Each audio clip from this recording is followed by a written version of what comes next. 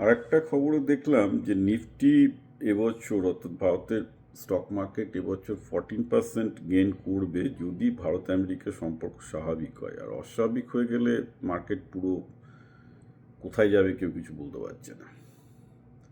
তো প্রশ্ন হচ্ছে যে ভারত আমেরিকার সম্পর্ক স্বাভাবিক হবে কি না এই ডামাডোলের মধ্যে।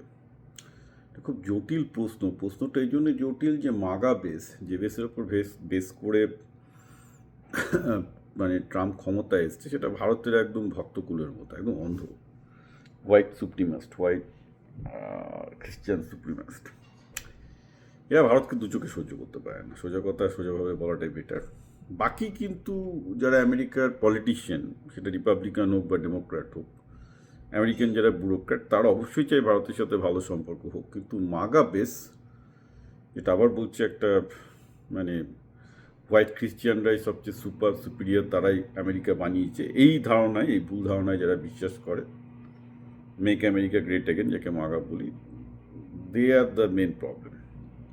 কিন্তু তাদের এই বেসের উপর বেস করেই কিন্তু ট্রাম্প ক্ষমতায় এসছে। সো ট্রাম্পের পক্ষেও যে খুব একটা বেশি কিছু করা সম্ভব হবে, কারণ এই বেসটাকে প্লিজ না করতে পারলে এই মুহূর্তে আমেরিকায় ক্ষমতায় আসা কঠিন, টিল এই বেসটা এই নেক্সট ইলেকশনে যত না পর্যন্ত থেকে ঝাড়ফুঁক না দিয়ে যাওয়া যায়। So it's a very difficult time, বলা যাচ্ছে না কী হবে।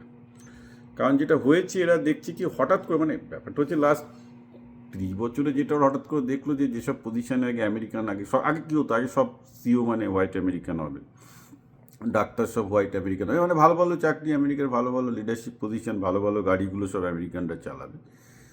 ঠিক আছে, এবার ঘর সাফাই করার জন্য মেক্সিকানরা আছে, হ্যাঁ চলো কিছু বাংলাদেশি পাকিস্তানি এদিক ওদিক রেস্টুরেন্টে কাজ করবে, এইসব ছিল আর কি। তো এদেরকে নিয়ে তো এদের তো কোনো মানে চিন্তা হয় না, কারণ বেসিক্যালি ঠিক আছে, এরা আমাদের সেবা করার জন্য এসছে, এটা একটা ব্যাপার আর কি।